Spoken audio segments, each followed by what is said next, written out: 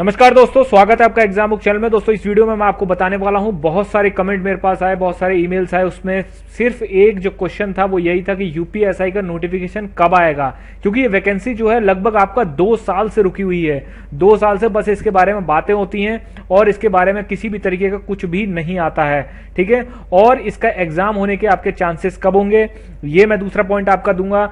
तीसरा मैं आपको बताऊंगा कि आरआरबी, एनटीपीसी और जेल वार्डर एग्जाम तो आपके ये भी आ रहे हैं। तो जिन बच्चों ने तीनों की तैयारी कर रहे हैं, या फिर आरआरबी, एनटीपीसी भी भरा हुआ है, जेल वार्डर भी भरा हुआ है, ठीक है, और उनको यूपीएसआई भी देना है, तो वो किस तरीके से तैयारी कर सकते हैं और क्या उनको इसकी एक स्ट्रेटेजी होनी चाहिए। तो दोस्तों सबसे पहले हम बात करते हैं यूपीएसआई 2020 नोटिफिकेशन कब आएगा। देखिए, जैसा कि मैंने आपको बताया था पहले भी, ठीक है, जो मेरी बातों से इत्तेफाक नहीं रखते हैं वो मेरी प्रीवियस जो है वीडियो वो देख लीजिए जाके। मैंने जो आपका 31 तारीख जो थी आई थी अभी पिछली, ठीक है ना, 31 अगस्त को मैंने आपको 31 अगस्त को बोर्ड ने ये कहा कि हमारे पास मात्र दो बिडर आए हुए हैं हमारे पास, ठीक है। इस वजह से हम जो है टेंडर को नहीं डाल सकते।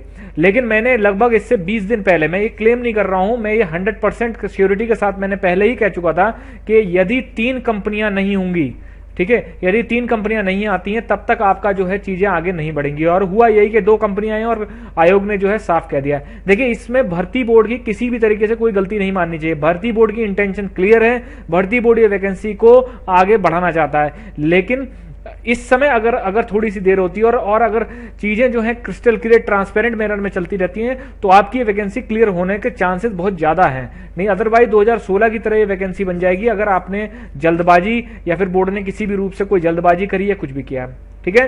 तो अब बात करते हैं नोटिफिकेशन की, ठीक है। नोटिफिकेशन कब आएगा, सबसे ज्यादा क्वेश्चन जो इस समय पूछा जा रहा है कि नोटिफिकेशन कब आएगा। देखिए, जैसा कि बोर्ड ने कहा है कि 15 सितंबर को जो है टेंडर डालने की लास्ट डेट है, ठीक है। उसके बाद 17 सितंबर को जो है वो आपका टेंडर ओपन होगा, जिसमें कि आपकी टेक्निकल बिड ओपन होती है, ठीक है। उसके बाद इसकी फाइनेंशियल बिड ओपन होगी।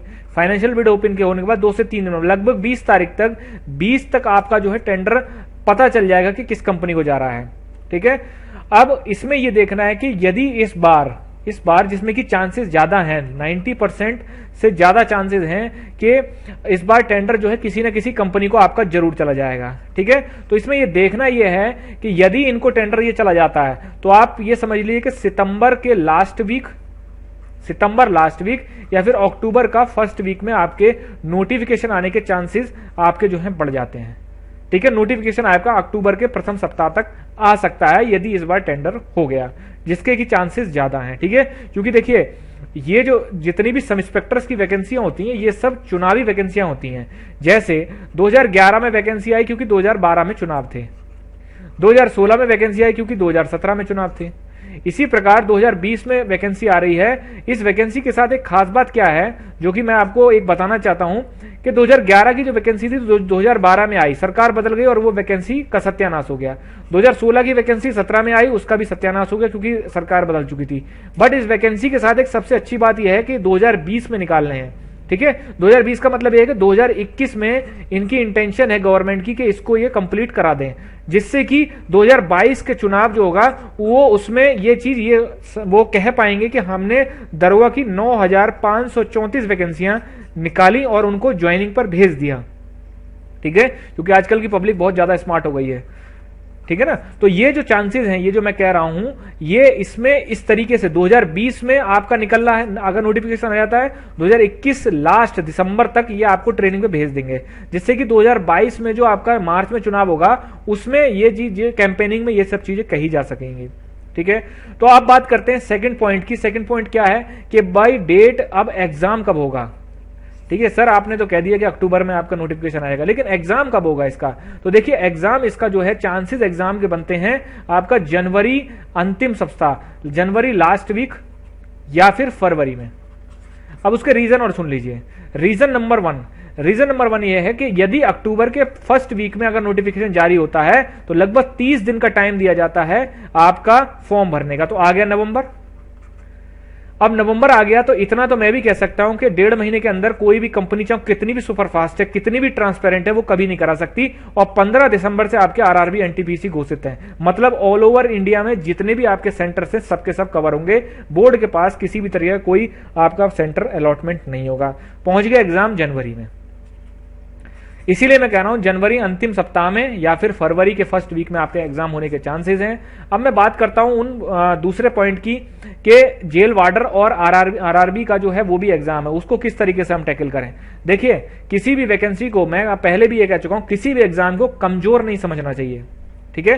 किसी भी तरीके कोई भी एग्जाम जो है वो कम नहीं होता है। आजकल बेरोजगारी में सरकारी नौकरी मिल जाए, ये आप बहुत बड़ी पिछले जन्म के कोई संस्कार रहे होंगे, उसी वजह से आपको मिल गई, क्योंकि बहुत ज्यादा एक तरीके से रेस है, बहुत ज्यादा कंपटीशन हो चुका है। क्योंकि देखिए, गलती जो है वो बच्चों की नहीं है। क्यों?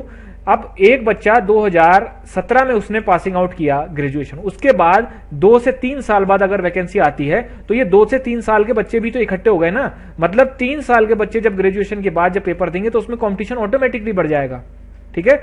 तो ये जो है आपका आरआरबी, एनटीपीसी और जेल वार्डर। अब इसमें तीनों की आपको तैयारी किस तरीके से करनी है। देखिए, तीनों में कॉमन चीजें आप देखिए, तीनों में कॉमन चीजें क्या है।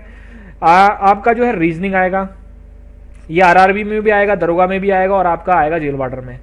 अब इसमें मैथ तीनों में, आरआरबी और आपका जो है जेल वार्डर और आपका यूपीएसआई उसमें भी आएगा। उसके बाद आता है जीएस का पोर्शन, तीनों में कॉमन आएगा।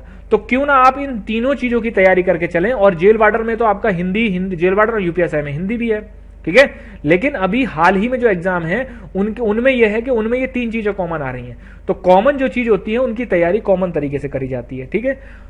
फिर मैं नेक्स्ट पॉइंट लेता हूं, तो आप जो है इसको तीनों के तीनों को एग्जाम को एक तरीके से जो कॉमन चीजें हैं उनको इतने अच्छे लेवल पर, अगर आप यूपीएसआई की तैयारी करेंगे तो वहां पर आप आरआरबी, एनटीपीसी में, और अगर आप जो है जेल वार्डर में रीजनिंग, मैथ और आप जो है जीएस वहां निकाल लेंगे आराम से, ठीक है।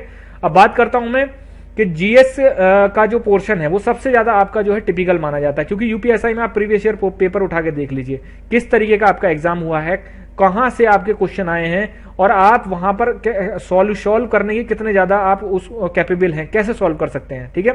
इसीलिए दोस्तों मैंने जो है एक टारगेटेड बैच जो है यूपीएसआई जीएस के लिए, सिर्फ और सिर्फ आपका जीएस का कंप्लीट जो है, ठीक है, कंप्लीट जीएस जो है वो आपकी इसमें करवाई जाएगी, ठीक है।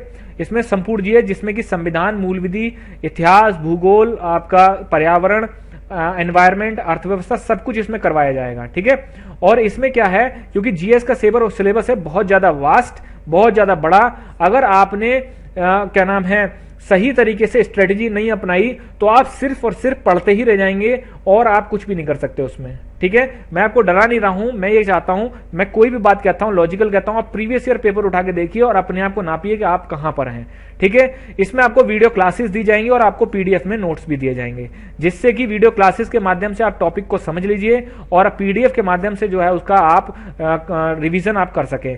वीडियो क्लासेस में आपकी लाइव क्लासेस बिल्कुल नहीं होंगी, क्योंकि लाइव क्लासेस में सबसे ज्यादा बच्चे का नुकसान होता है। एक छोटा सा टॉपिक 15-20 मिनट का टॉपिक पर भी 2 घंटे, 4 घंटे, 10 घंटे की जो आपका वीडियोस बनती हैं। इसीलिए जो है कम समय में, क्योंकि देखिए 4 महीने का टाइम है और दरोगा की वैकेंसी है बड़ी और आपकी 4200 पेमेंट की नौकरी है। ये 4200 पेमेंट की नौकरी अगर आपको एक स्टेज के लिए मिल जाती है, मतलब सिर्फ और सिर्फ एक रिटन एग्जाम देना पड़ता है, तो आप उसी एग्जाम में जाइए। क्यों? क्योंकि एसएससी में 4200 पेमेंट की नौकरियां हैं, लेकिन उसमें 3 स्टेज का एग्जाम है, ठीक है। कोई सी भी 4200 पेमेंट की नौकरी आप देख लीजिए जिसमें आपका एक स्टेज का एग्जाम ना हो, सब में मल्टीपल स्टेज है।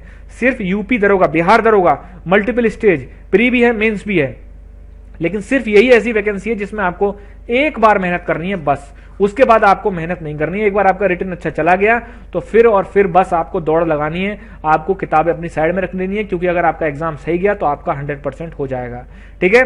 तो इसमें आपको वीडियो क्लासेस और पीडीएफ दी जाएंगी, बिल्कुल टारगेटेड जीएस कंटेंट ही दिया जाएगा आपको और कुछ भी नहीं दिया जाएगा, ठीक है, पूरे दिन पे। क्योंकि देखिए जीएस के अलावा भी आपके पास 3 सब्जेक्ट हैं, लेकिन आपको कोई एक सब्जेक्ट को कमजोर नहीं समझना, आपको चारों सब्जेक्ट को बराबर लेके चलना है, तभी आप जो है उसमें एग्जाम में क्वालिफाई कर पाएंगे। ठीक, 100 क्वेश्चन, 1000 क्वेश्चन आपको संभावित प्रश्नों की सीरीज दी जाएगी जब आपका एग्जाम होने वाला होगा, उससे लगभग 1 महीना पहले।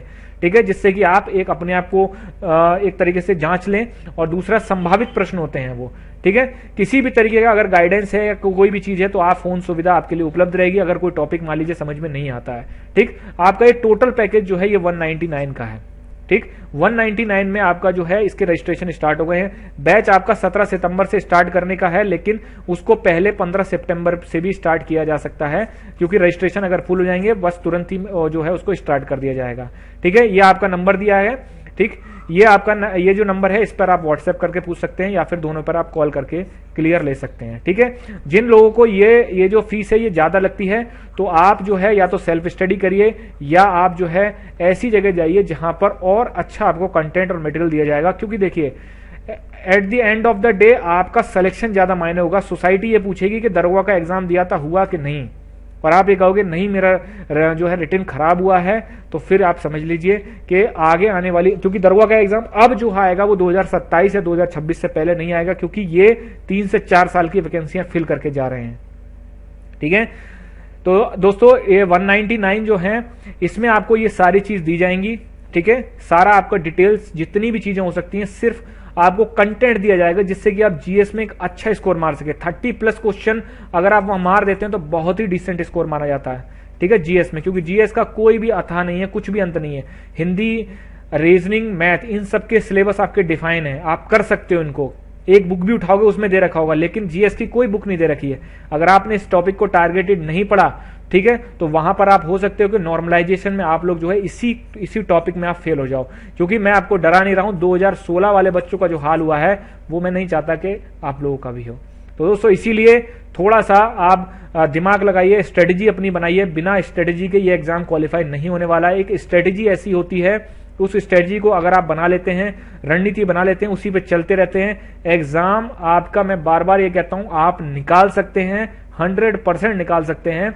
और आपका जो है एक रणनीति बेहतर होगी तो ना तो ये एग्जाम में आपको बहुत ज्यादा मेहनत करनी पड़ेगी, ना ही आप इसको बहुत ज्यादा लाइटली ले सकते हैं। आप अगर एवरेज स्टूडेंट हैं और हमेशा हर एग्जाम में यूपीएससी से लेके कांस्टेबल तक वही बच्चा इसको एग्जाम क्वालिफाई करता है जो एवरेज होता है।